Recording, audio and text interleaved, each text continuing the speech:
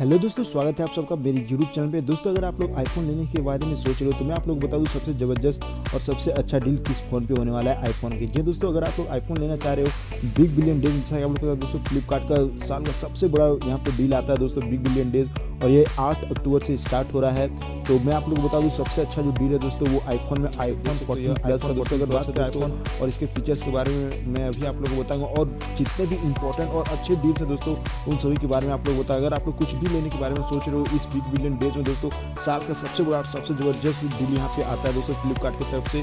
तो मैं आप लोग बता दूं, अगर आईफोन की बात करें तो आप यहाँ पे देख सकते हो, ये जो आईफोन है 14 प्लस है दोस्तों। आप यहाँ पे अगर बात करें कलर्स की तो यहाँ पे ये सारे कलर्स जो है दोस्तों यहाँ पे अवेलेबल है, करीब 6 कलर्स में यहाँ पे अवेलेबल है दोस्तों। अगर बात करें स्टोरेज की तो स्टोरेज दोस्तों 128 GB, 256 GB और 512 GB पे यहाँ पे अवेलेबल है दोस्तों। और अगर यहाँ पे बात करें आप अगर प्राइजेस की बात करें तो आप यहाँ पे देख सकते हो जो प्राइजेस अभी चल रही है दोस्तों वो